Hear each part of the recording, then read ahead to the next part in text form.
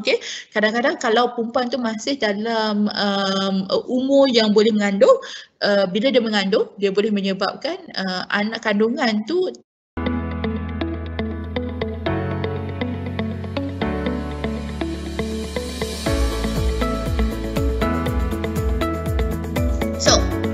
merokok. Rasanya kan, tanyalah sesiapa saja, they know. They know in fact smoking is bad for you. Merokok tu memang tak sihat. Merokok tu memang buruk. Tak bagus untuk kesihatan. Okay? Semua orang tahu. Semua orang. Sebab dah diajar daripada sekolah dulu. Merokok tak bagus. Dah diajar dekat TV. Dia orang tengok advertisement semua kata merokok tak bagus. Dia orang tengok dekat kotak tu kata merokok tu tak bagus. Okay. So berapa banyak dekat Malaysia ni yang merokok, okey? Sebenarnya dia orang kaji-kaji, okey, dalam satu daripada dua lelaki dekat Malaysia ni merokok. 50%. Banyak kan? Okey. So this translate to about 7 juta Malaysia yang merokok dekat luar sana. Okey, population masa tu 27 million lah. Sekarang ni rasanya population dah naik ke 32 million if I'm not mistaken. Okey. Lepas tu yang teruknya banyak yang umur budak-budak sekolah 12 ke 18 tahun. 3 daripada 10 tu umur 12 ke 18 tahun. Okey. Dan orang yang merokok ni makin lama makin naik, makin lama makin naik. Yang kita tengok ada kajian yang kata I think this is about 2016 punya data yang kata that setiap tahun jumlah orang yang merokok adalah 17% yang naik dekat situ. Okey. Kenapa rokok ni teruk sangat? Kenapa? Okey. Cuba bayangkan rokok yang kecil tu dia ada banyak sangat chemical. Dia ada mungkin lebih 5,000 chemicals dekat dalam tu, okey. Dan kebanyakannya boleh menyebabkan kanser, okey. Contoh chemical-chemical yang dekat dalam tu, okey. Tar. Okey, tar ni orang guna untuk buat jalan. Okey, masuk dalam paru-paru, ya. Ada yang arsenik, okey. Arsenik ni poison, okey. Zaman perang dulu kalau kena tangkap ada Nazi dulu kan. Diorang akan makan arsenik bunuh diri, okey. That's how poisonous arsenic is, okey. So arsenik ni pun ada dekat dalam rokok, okey. Selain daripada tu gas methanol. Okey, yang kita masuk kita untuk guna untuk pembakaran dan sebagainya tu methanol tu boleh boleh ada dekat dalam tu, okey. Butane yang kita guna lighter fluid tu yang boleh menyebabkan terbakarnya butane tu, terbakarnya lighter tu macam itulah terbakarnya paru-paru kita kat dalam, okey. Cadmium, okey, yang ada kat dalam bateri tu, yang bateri kalau kadang-kadang kan bateri lama tu dia macam leaking sikit tu kan, part of it is cadmium lah, benda tu lah dekat dalam tu, okey. Yang ada stearic acid macam contohnya yang kita dekat dalam candle tu, candle yang macam cair tu pun ada dekat dalam tu, okey. Benda macam yang dalam kita punya spray reset ke tu semua tu kan ada juga, okey. Dan toilet cleaner kita pun yang ada ammonia tu pun ada dekat dalam rokok, okey. So benda-benda ni macam ada chemicals yang lain macam formaldehyde, okey. Formaldehyde ni zaman-zaman student medical dia tahu sangat bau dia memang sangat busuk. Sebab benda ni lah yang kita guna untuk awet mayat supaya kita boleh bedah mayat dan sebagainya untuk nak belajar kan, okey. Bau ni masa saya ingat masa saya zaman student dulu kalau pergi anatomi punya lab kan memang saya akan pakai satu baju tu je sebab bau dia memang tak hilang, basuh lah macam mana pun memang takkan hilang bau formaldehyde tu, okey. Lepas daripada final year saya memang terus buang je baju tu, okey. So benda tu ada dekat dalam rokok. So benda-benda ni yang akan menyebabkan sel-sel dekat dalam badan kita rosak dan senang jadi kanser, okey. These are the harmful chemicals dekat dalam, okey. Apa efek merokok? Okey. Ni dari yang famous, okey. Dia orang panggil ni tobacco body, okey. So this is kesan-kesan daripada atas sampai ke bawah yang mana merokok tu boleh menyebabkan mata boleh dapat katarak. Kulit kalau tengok orang yang merokok umur 30 tahun pun akan nampak umur 40 tahun, okey, ataupun 45 tahun, okey, sebab kulit dia senang ada wrinkling ya, kedut-kedut dekat kulit, okey. Dia orang boleh ada masalah dengan pendengaran. Gigi perokok memang out lah, okey. Dia orang boleh masalah reput tulang, so boleh senang kena patah, bongkok dan sebagainya, okey.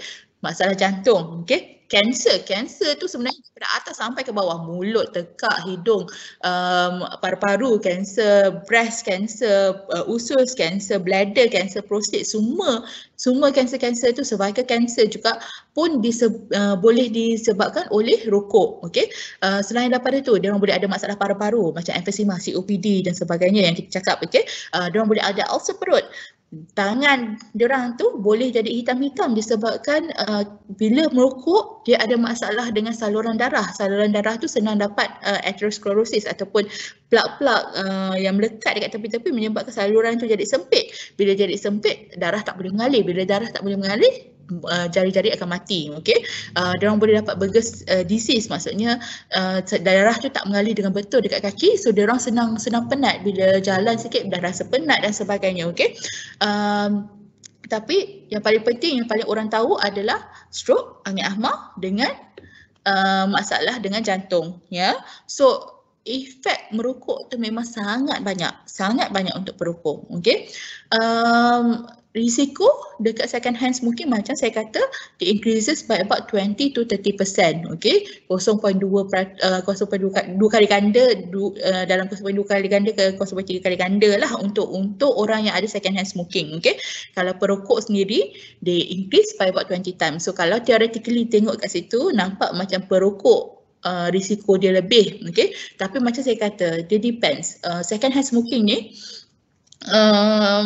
kenapa kita cadangkan jangan merokok dekat tempat yang tertutup. Okey, sebab asap dia lagi concentrated, jumlah chemical dia lagi concentrated. Kalau kena dekat orang lagi harmful lah, lagi teruk lah kesan dia berbanding dengan kalau dia merokok dekat tempat yang terbuka, macam contohnya taman ke dan sebagainya kan, yang tu less harmful dekat situ. Okey. Kalau untuk second hand smoking ni, okey. Masalah dengan second hand smoking ni, dia sendiri boleh menyebabkan benda-benda yang sama macam orang perokok. Okey, macam contohnya increase angin ahma dalam 20 ke 30%. Increase untuk nak dapat risiko untuk dapat serangan sakit jantung 25 ke 30%. Menyebabkan kanser dalam 20 ke 30%. Dia boleh menyebabkan masalah paru-paru seperti asma dan sebagainya. Okey. Dan kita estimate okey, untuk mereka yang dapat second hand smoking ni, okey, dalam 7,300 kematian non kanser disebabkan oleh second hand smoking, dan 34,000, banyak tu, 34,000 disebabkan oleh masalah dengan jantung, disebabkan oleh second hand smoking itself. Okey, selalu mangsa dia siapa? Perempuan, isteri dan sebagainya. Okey, sebab kebanyakan perokok adalah lelaki. Having said that, memang data dah tengok ada perokok perempuan pun makin naik juga. Okey, walaupun kebanyakannya masih lagi lelaki. Okey, apa efek lain untuk second hand smoking? Okey, untuk budak-budak, ya, dia ada satu sindrom yang kita panggil sudden infant death syndrome. Okey, pernah tak dengar budak-budak tengah tidur tiba-tiba besok tu mati? Okey, that is sudden infant death syndrome. Okey, so bila ada perokok dekat dalam rumah, memang incidence untuk sudden infant death syndrome tu naik. Okey, untuk budak-budak, dia orang boleh dapat asma disebabkan tu, dia orang boleh senang kena jangkitan paru-paru, senang dapat batuk, senang susah nafas ni. Budak yang mana ada perokok dia dekat dalam rumah, diorang juga senang kena masalah dengan infection dekat telinga. Okey, untuk mereka yang adults, okey, so katakan suaminya merokok, isterinya pula, so boleh kena masalah jantung, boleh kena kanser paru-paru, boleh kena hidung, masalah iritasi, kadang-kadang dia ada masalah resul dan sebagainya. Okey, angin ahma. Okey, kadang-kadang kalau perempuan tu masih dalam umur yang boleh mengandung, bila dia mengandung, dia boleh menyebabkan anak kandungan tu tak cukup berat, low birth weight, okey, ataupun kecacatan untuk kandungan tu sendiri. Okey, dan dia juga boleh menyebabkan masalah-masalah paru-paru lain macam saya kata COPD tu, penyakit sekatan pulmonary kronik dekat paru-paru untuk orang yang bukan merokok pun, bukan salah diorang pun, tapi salah orang lain yang memberi diorang asap. Okey, diorang juga mempunyai risiko untuk dapat breast cancer yang lebih daripada orang biasa. Kalau diorang mengandung, baby tak cacat, katakan baby tu boleh keluar awal. So bila baby keluar awal, risiko untuk baby tu lagi tinggi. Baby tu boleh kena masalah mata, masalah paru-paru dan sebagainya. Okey. Masalah atherosclerosis, maksudnya saluran yang saya kata saluran darah sempit tu dekat situ. Okey. Dan juga dia boleh dapat kanser dekat hidung dan saluran pernafasan tu, pharynx dan larynx kat situ. Okey. So ni antara efek. Okey.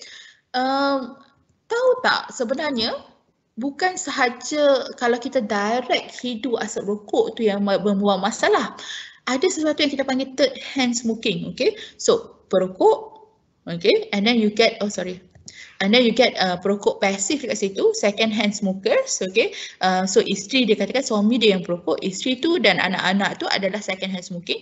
Tapi ada juga yang kita panggil third hand smoking. Okay, third hand smoking kalau dalam bahasa Melayu dia dipanggil sisa asap basi. Okay, so asap rokok tu selain daripada dihidu, diisap oleh orang yang lagi satu, dia melekat dekat sofa, melekat dekat dinding, melekat dekat langsir dan sebagainya.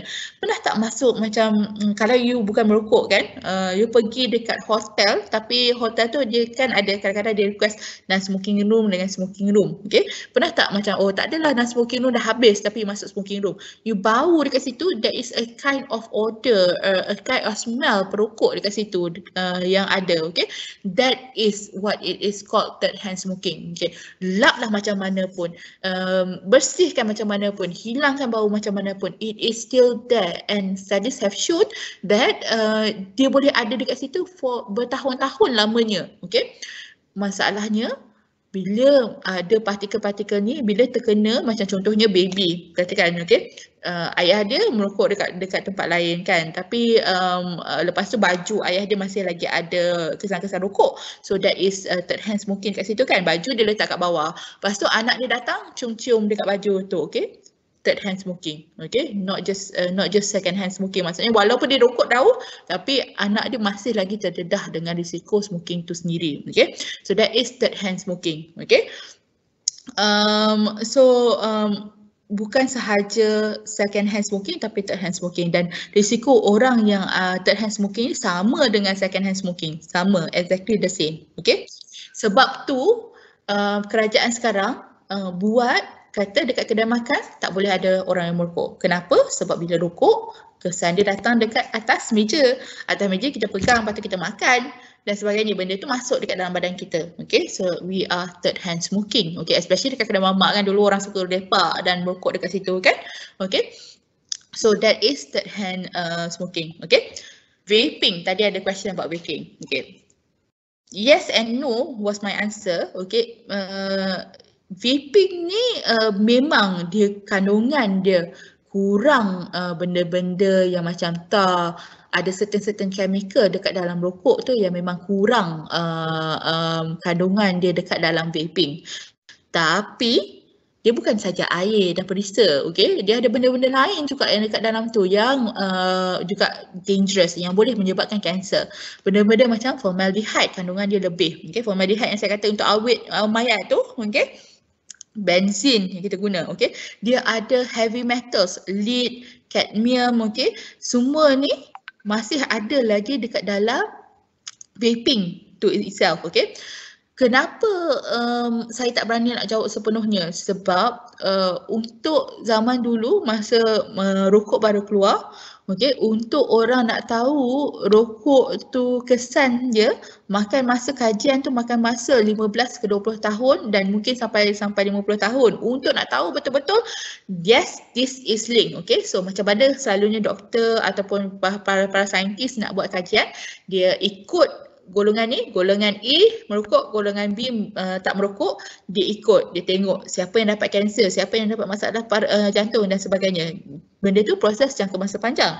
Vaping probably ada and dekat dalam Malaysia ni yang yang orang ramai suka ni mungkin dalam masa 2 tahun ataupun mungkin paling lama pun 5 tahun lah. So nak tahu kesan dia jangka masa panjang tu kita masih belum tahu. We do not know actually. We do not know whether kita tak tahu sebenarnya vaping ni lagi teruk ke tidak dari segi kanser. Okay. Tapi apa yang kita tahu pasal vaping? Okay. of course yang kita pernah selalu dengar yang dalam berita ke apa yang selalu sensasi adalah vaping tu meletup. Okay, so ada devices yang meletup dekat situ. Okay, vaping boleh menyebabkan sesuatu yang kita panggil popcorn lung disease. Okay, saluran pernafasan dekat paru-paru tu dia jadi dia rosak. Okey, umpama popcorn, okey, disebabkan oleh e-liquid dekat dalam vaping tu sendiri. Okey, perisa-perisa dan liquid dekat dalam vaping tu sendiri boleh menyebabkan tu. But for a certain, memang ada banyak cases yang berlaku, terutama sekali dekat negara yang banyak using vaping, contohnya US. Okey, ada banyak kes yang kita panggil e-vali ataupun e-cigarette vaping acute lung injury. Okey, maksudnya radang paru-paru yang disebabkan oleh vaping. Okey, dia boleh menyebabkan banyak sebenarnya masalah paru-paru macam hypersensitivity pneumonitis, organizing pneumonia, acute eosinophilic pneumonia dan sebagainya. Dan ada pesakit-pesakit yang vaping ni sekali dua terus masuk dalam ICU, kena masukkan tiup, dah muda kena masukkan tiup, lepas tu dalam keadaan yang vegetatif kita nak bagi oksigen pun tak boleh nak sampai sebab paru-paru dia radang betul-betul disebabkan oleh vaping tu itself. Okay, dan one of the concerns untuk vaping, okay, satu lagi yang kita pernah dengar adalah vaping liquid tu ada nikotin. Okay, nikotin kandungan dia banyak, 1 mil kadang-kadang boleh sampai 40 mg of nikotin. Ada budak-budak sebab dia perisa kan, warna dalam botol dia kadang-kadang cute-cute kan, lepas tu warna dia pun warna-warni. Budak-budak tengok ingat mainan ataupun minuman, dia buka minum mati because of nicotine poisoning. Okay, so that is a fact. Okay, dan vaping ni juga boleh menjadi satu cara untuk orang introduce atau kenalkan kepada dadah. Okay, dadah macam marijuana, okay, ketum dan sebagainya yang diorang isap dengan vaping tu. Okay, so dia akan naikkan insidence kat situ. Okay, oops. Berbanding dengan vaping dan merokok, okay, kalau pesakit tanya saya kata merokoklah sebab saya tahu kesan sampingan merokok. Vaping ni baru saya tak tahu sepenuhnya. Saya tak tahu masa akan datang 10 tahun, 20 tahun lagi awak jadi macam mana. Tapi rokok saya tahu. Itu jawapan saya yang selamat selalunya. Okay, okay, so sebagai doktor paru-paru, selalunya memang saya akan nasihatkan semua pesakit saya berhenti merokok. Okay, kenapa berhenti merokok ni? Berhenti merokok ni bagus walaupun risiko untuk nak dapat kanser paru-paru untuk orang yang berhenti merokok masih lagi lebih tinggi daripada orang biasa, tapi you would dapat kesan kebaikan berhenti merokok tu jangka masa panjang sebenarnya. Okay, seawal 20 minit. Okay, bila berhenti merokok 20 minit yang awal, tekanan darah turun kepada normal. Okay, lepas 8 jam berhenti merokok, karbon monoksida ataupun racun yang dihasilkan oleh rokok tu akan turun. Okay, separuh. Okay, lepas 3 hari dia akan rasa senang nak bernafas. Okay, lepas 2 bulan fungsi paru-paru tu akan naik sebanyak 30% dan circulation, okay, ataupun peredaran darah akan naik juga sebanyak 30%. Selepas 1 tahun sahaja, okay, risiko untuk nak dapat serangan jantung yang disebabkan oleh rokok ni separuh. Okay, lepas 5 tahun berhenti merokok, risiko tu sama dengan orang yang tak merokok. Okay, which is good, right? Okay, lepas 10 tahun, risiko untuk nak dapat kanser paru-paru sama dengan orang yang tak merokok, lebih kurang sama. Okay? Dan selepas 15 tahun berhenti merokok, risiko untuk nak dapat serangan jantung pun sama dengan orang yang tidak merokok. So, it is a long term. Okay?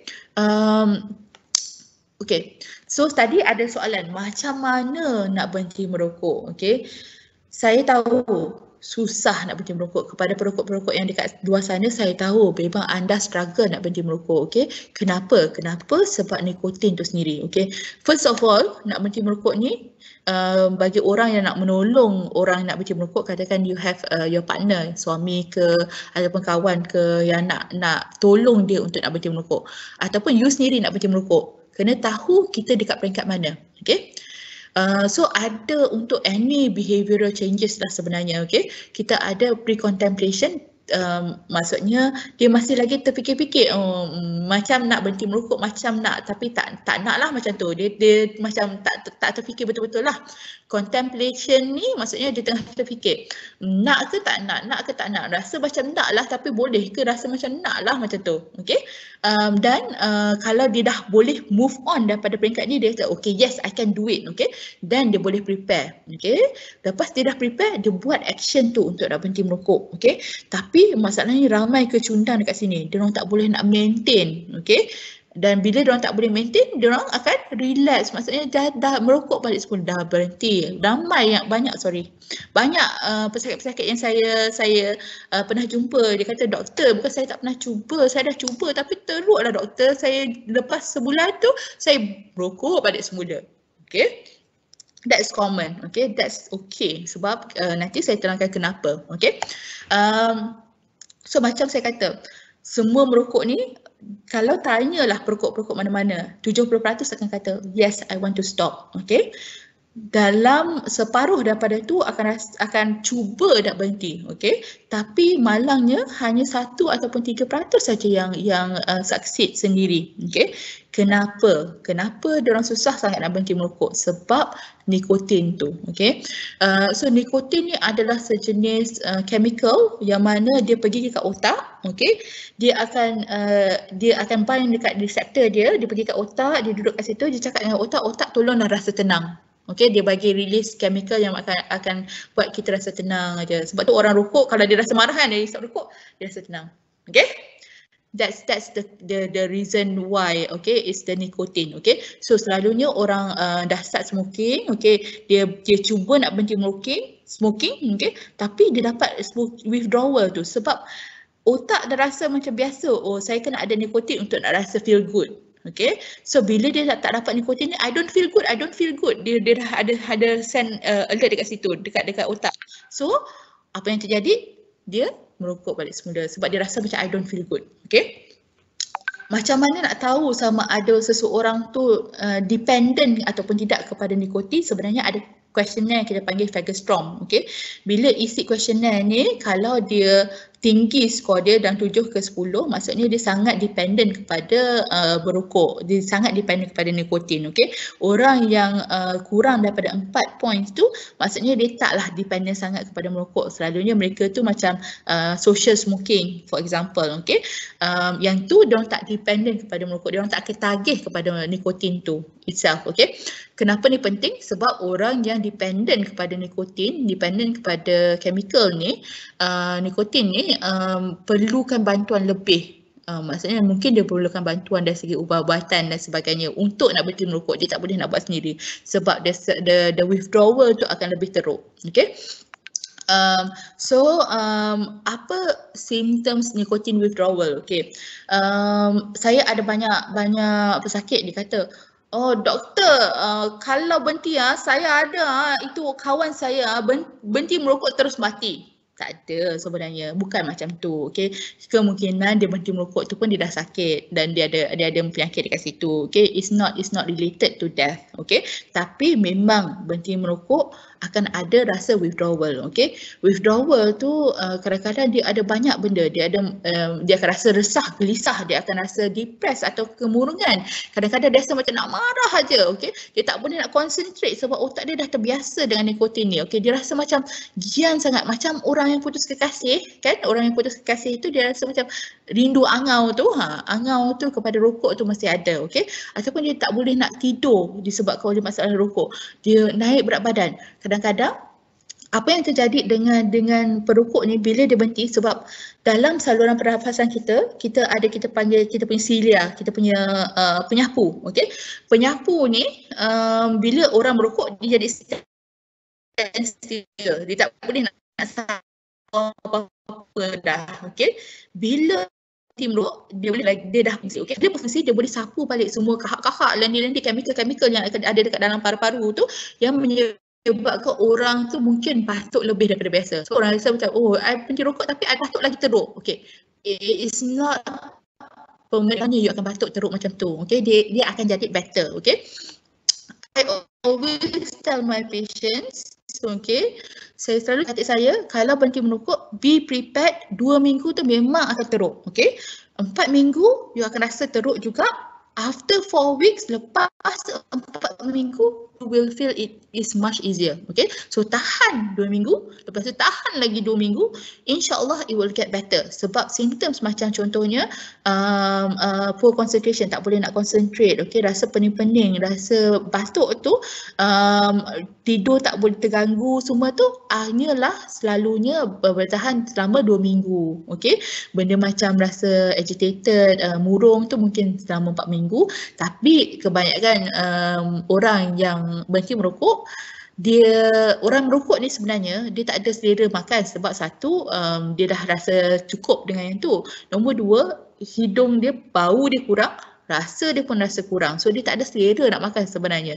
So bila dia berhenti rokok, benda tu jadi normal balik, dia akan rasa selera. So banyak pesakit saya yang kata, okay, berhenti merokok ni saya naik berat badan lah. Yes, it is possible. Okay, memang akan naik berat badan. Tapi dengan cara yang betul, kita boleh ajar supaya berat badan tu taklah naik banyak sangat. Okay, bila berhenti merokok tu. Okay.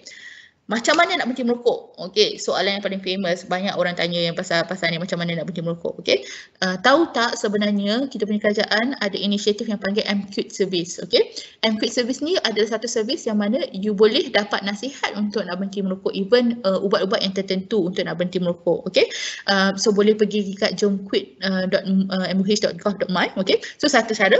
Nombor dua, pergi ke klinik kesihatan yang terdekat untuk nak dapat nasihat tentang berhenti merokok. Okey.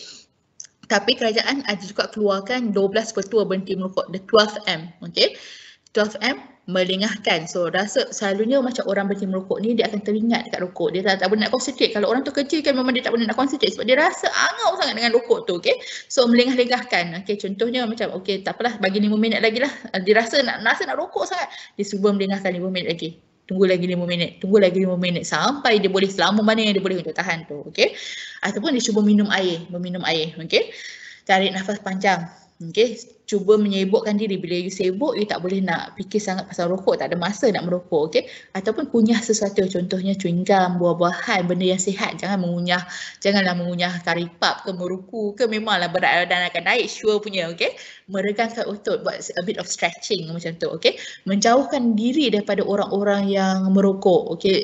Yang ni susah sikit untuk orang buat sebab selalunya orang berokok akan duduk bersama, dia orang akan merokok bersama, lunch sekali bersama supaya dia boleh merokok sama. It's a social thing. Okay, tapi cuba jauhkan diri daripada orang yang merokok sebab you tak nak rasa macam, oh okay, I can get effect, I can get a cigarette balik semula. Okay, lepas tu elakkan diri daripada merokok. Okey, daripada suasana yang merokok, maksudnya macam kalau dah tahu tempat tu memang pot orang merokok, jangan pergi kat situ. Okey, mandi dengan cerap, meditasi ataupun bersukan, membasuh tangan, memohon doa. Tu antara strategi-strategi yang Kementerian Kesihatan advocate ataupun cadangkan untuk nak berhenti merokok kalau nak buat sendiri. Okey, tapi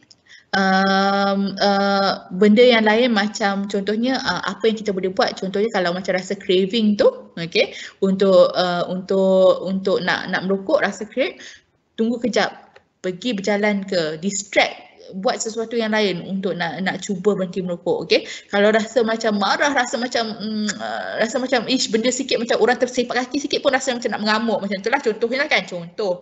Okey, dan pergi exercise. Okey, get your good endorphins going. Okey, pergi ambil shower supaya relax. Okey, kalau ikut sunnah kita pun tak apa, marah duduk, dapat duduk baring, kalau tak boleh baring ambil sembahyang dan sebagainya. Okey, dari satu adalah kalau kita tak boleh nak tidur sebabkan berhenti merokok. Okey, cuba avoid coffee, caffeine. Okey, selepas pukul 6, lepas tu guna relaxation technique. Kalau rasa letih, cuba ambil nap. Kalau rasa concentration tak kurang, cuba reducekan.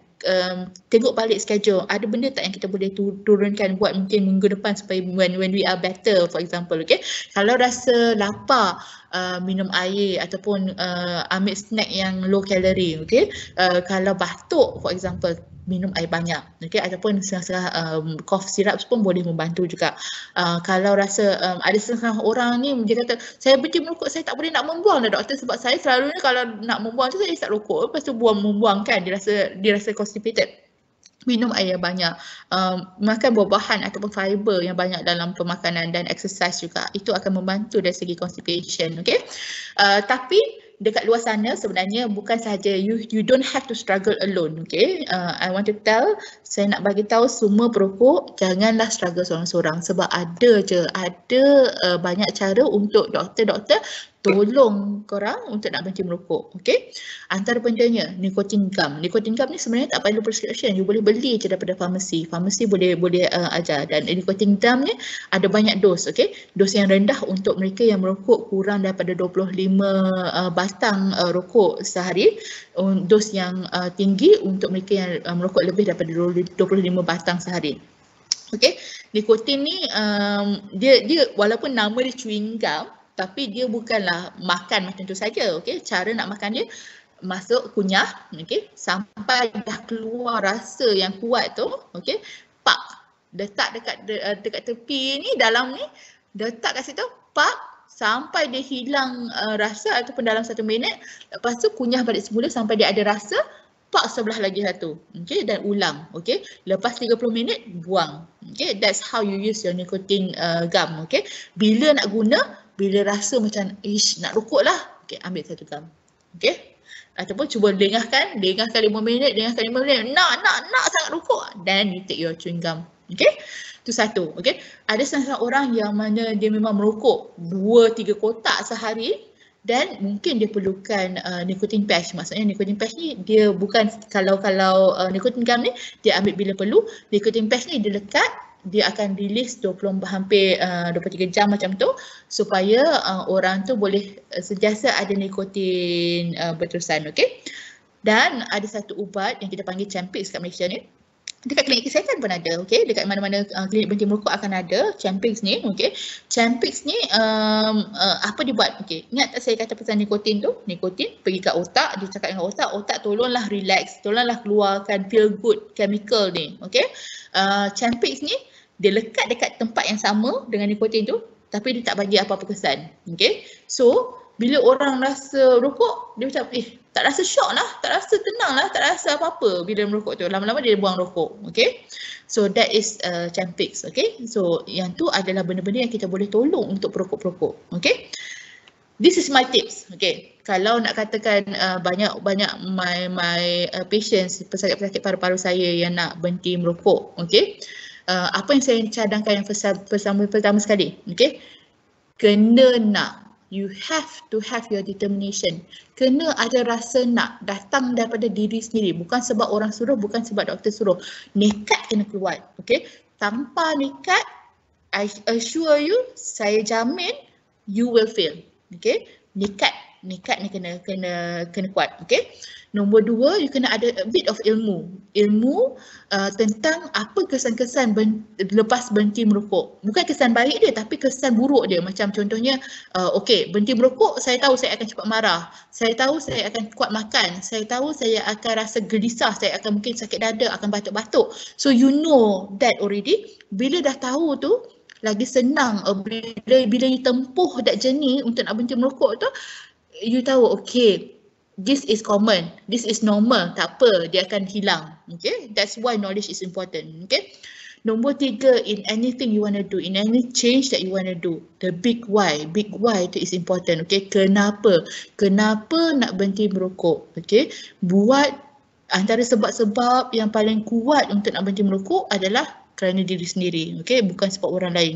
Sebab kalau sebab pasangan mungkin bercerai dan sebagainya. Dah bercerai tu nanti balik merokok balik semula. Tapi kalau kerana diri sendiri, insya-Allah you boleh buat. Okey, cari that big why tu kenapa. Kenapa you nak berhenti merokok, okey? Jadikan sebab tu, tulis sebab tu kalau boleh. Sebesar-besar yang mana. So setiap kali rasa down ke dan sebagainya, tengok kepada big why tu, okey? Cari your own support, okey? Cakap dengan orang.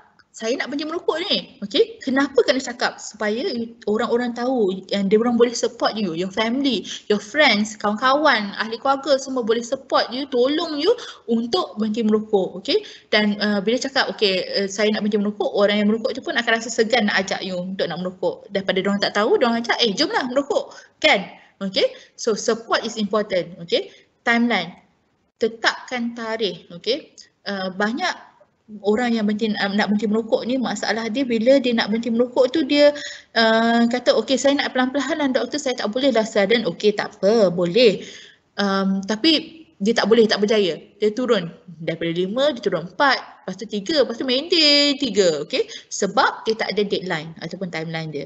So dia kena ada satu tarikh yang pilih, tetapkan, buat janji dengan diri sendiri. Yes, masa tu saya janji saya akan berhenti merokok. Okay, dan work for it. Plan macam mana saya nak berhenti merokok masa time tu. Okay, lepas tu kena positif, kena sentiasa positif. Sebab banyak-banyak perokok ni bila dia berhenti merokok sebab feel good chemicals tu tak ada, dia rasa murung. Okay, be positive. Okay, buat benda yang akan membantu you being more positive. Contohnya bila exercise, endorphins akan keluar, good hormones ni, endorphins ni akan keluar, so dia akan rasa good about yourself. Okay, have a system mana you self reward, maksudnya you bagi ganjaran kepada diri sendiri. Ganjaran tu sebenarnya tak semestinya kena berbentuk I kena belanja ni untuk nak ganja myself, tak. Even as simple as you're doing well. Okay, well done. Okay, that is also a ganjaran to yourself. Tapi have that system, have a system yang you bagi ganjaran kepada diri sendiri. Okay, and finally, I think kita minta pada Allah. Okay, kita minta pada Tuhan yang mana Tuhan yang bukan Allah. Okay, berdoa. Okay, prayer supaya Allah tolong. Bila kita rasa ada orang yang atas kita untuk nak tolong, kita akan kuat insyaAllah.